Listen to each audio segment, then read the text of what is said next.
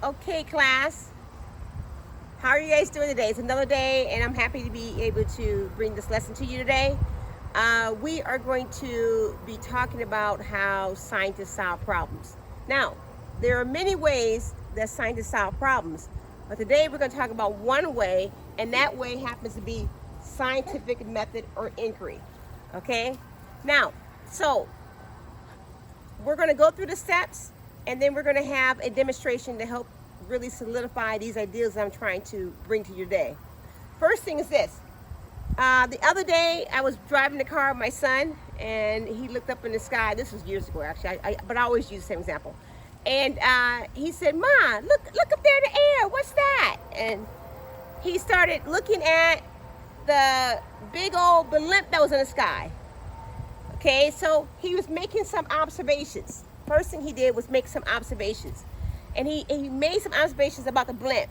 He saw that it was in the sky. He saw that it was big. He saw that it was going someplace. He saw that it was moving. He saw that it had words on it.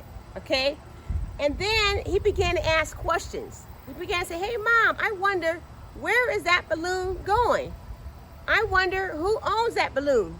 I wonder if the balloon were bigger or smaller, could it travel as far?" Okay, so he started asking some questions, and that's our problem statement. Okay. Then after that, he started to make a hypothesis for one of the questions that he chose, and the question that he chose was, does the size of the balloon affect how far it goes? Does the size of the balloon affect how far it goes? So that was his question. That's his problem statement, or the problem. I say problem statement, problem, same thing. And then his hypothesis is his guess. So I said, "Hey, James, what do you think? If the balloon were bigger, would it go further?" He said, so I started thinking. Now, mind you, he was only like 5 years old at the time. He started thinking, I don't know. I think if it was bigger, then it would go further. And that's good. Now, when he said that, it's his guess, right? Hypothesis guess. But in this class, when you write your hypothesis, you have to write it in an if-then statement. So throughout the year, I'm going to require that you write it as an if-then statement. So what my son could have said, he could have said, if the balloon were bigger, then it would travel farther. If the balloon were bigger, then it would travel farther, okay? Or further. Okay, and then, so scientists, what they do after they have made observations, after they have created a problem, after they have hypothesized or guessed their answer, then they go on to test their ideas, to test their hypothesis. And so we call that a fair test. Now, why is it called a fair test? It's a fair test when you only are manipulating or changing one variable. Like, my son could have said, "Well, I want to test not only how the size of the balloon, but maybe I want to test how much gas in the balloon, or maybe I want to test how much helium's in the balloon, or whatever." Okay, so but he can only test one variable at a time. We call that a fair test. That's called a fair test, when one variable is changed or manipulated at a time. Now, so I kept saying this word variable. You have math class. You know what the word variable means in math class, right? It's typically in a math class we call that variable an x. Well, science class is basically the same thing, but we say a little bit differently. Okay, so the manipulating variable or the independent variable in your math class, the independent variable is found on what axis? Don't everybody answer all at one time. Wait, what axis is found on? Hello, DJ. What axis is found on? The independent variable is found on the X. on the x-axis. Okay, you already know that from your math class, right? Manipulating variables found on the x-axis. So that is what is changed on purpose by the experimenter. It's kind of like saying cause and effect. If I do this, then this is going to happen. Well, this is the cause. This is what you're changing. We're trying to figure out, if I change this, what happens as a result of that. Okay, and our responding variable is the effect. Now, why do I have manipulated and independent? Because some books say manipulated, some books say independent. So you need to know both terms. You need to know independent and manipulating. And then we have responding, the responding variable and dependent variable. These words are the same. Responding, dependent. So your dependent variable in math class is found on what axis? The Y. The y-axis. Very good, young man. Very good, young man. Okay, so it's found on the y-axis, okay? So this affects this. See, this is the effect of changing the independent variable, okay? Dependent variable. And then we have the constant, which is the control variable. So some books would say constant, some books would say control, but we always are going to understand that it's called the constant variable. I want you to know the word control, even though that word usually is not used as much because it's confusing when we talk about a control variable as opposed to a controlled variable. Those words are similar, but they're totally different, okay? So a constant variable is what remains the same. Okay, class, now what happens after we have all this? Well, I have the next one for you. So after we have figured out our variables on our test, now we're going to figure out what materials we need. What materials do we need for our experiment, for our fair test that we are going to perform? What materials we need? So in the case of our balloon one that my son had a question about, does the size of the balloon affect how far it travels? Okay, what materials are we going to need? Come on, somebody, anybody. What materials are we going to need for the balloon one? We're going to do that. Balloon. Oh, we're going to need a balloon. Of course, we're going to need a balloon, everybody. That makes sense. And then for our procedure, when you write procedures for an experiment, you must use commands. You have to use commands. Get this, do this, buy this, release this, measure this. It's always commands, written as commands. And then our results are always put down in some kind of graphic way. So a graph, a data table, a chart. We want to somehow condense our data so that it's easy for the reader to understand. So our results and observations. What did I observe? What did I notice when I did the experiment? What was happening? And then the last thing would be is our conclusion. Our conclusion is where you bring it all together. You're sitting there and you're going to analyze the data. Okay, that happened. That happened. Okay. Now that happened. That means it's happened. So you're going to constantly analyze your results. Okay, you're going to either accept or reject your hypothesis. So if you hypothesize something, if you guess something, and you are correct, then you're going to accept your hypothesis. Okay, so and you're going to refer back to your data tables and your charts to support your conclusion. You're always going to refer back to that when you're doing your explanation.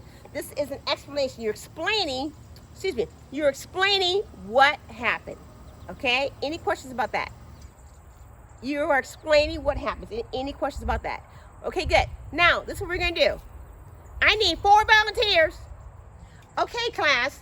Today what we're going to do a demonstration to go over what we just talked about with the scientific method. Do we have any volunteers? Any volunteers? I need 4 volunteers. Hello? Sure. Sir, you gonna raise your hand? Everybody raise your hand. Come on. Okay, you raise your hand too, young man. For what? Okay, you gonna be volunteering, okay? Okay, so I need everyone to get up and follow me right over here. Come on, class. Come on, class. We're gonna do an experiment. Got you coming, class.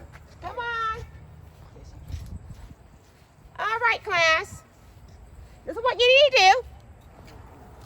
Come on, class. You're going to move a little bit too slowly here. Okay, so I need 1 person on that end, and I need 1 person this end over here, and I need 1 person down there. 1 person down there. And you're going to pick up the string. Move, lady. You can't be in class today. All right, lady. Okay, pick up the string. Give your string to me. Okay. Now, what we're going to do, class, you are going to, remember our question was, does the size of the balloon affect how far it travels? That was the question, okay? So we're gonna have the balloon start down here. So you okay, so you have this balloon, this straw. And then young man, you're gonna have this straw, okay? And you're gonna blow up the balloon. Do not blow it up. Do not tie it. Blow the balloon real big. Okay? You don't blow the balloon big. He's gonna blow up his balloon real big. Blow up your balloon real big. Do I use the straw? Nope, don't use straw. Just blow it up real big. Okay?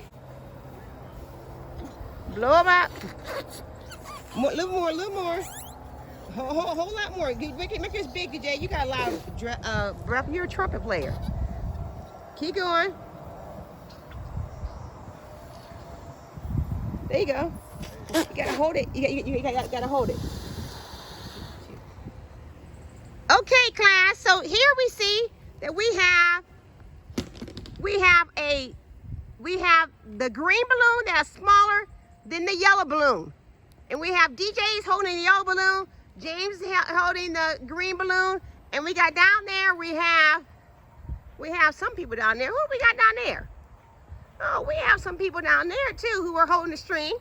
And this is Granddaddy, and that is Jamia. So here we go. We're going to see which balloon goes the furthest. Ready? Release.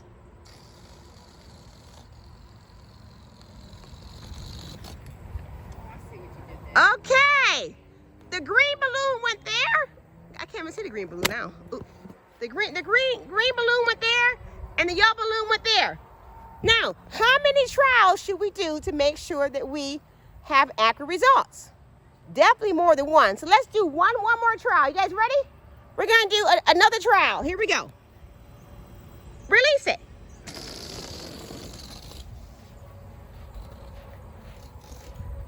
Okay. We see that the yellow balloon went further again. It traveled farther. Okay? Yes, you may say something. Yes, student. Yes. Anybody know that the one got the more air and gonna go the furthest? Oh, is that right? What do you think, young lady? I mean, it would make sense, but I guess sometimes. Okay. So your hypothesis is right then. You thought that the Biggest bigger one one, would travel further.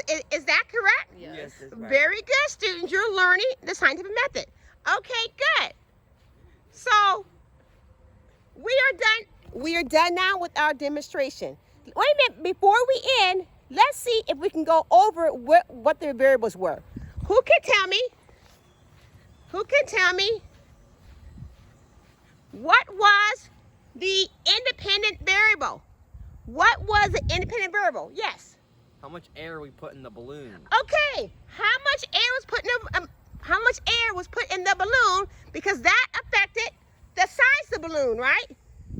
Okay. So basically, it was size of balloon. What was the dependent variable?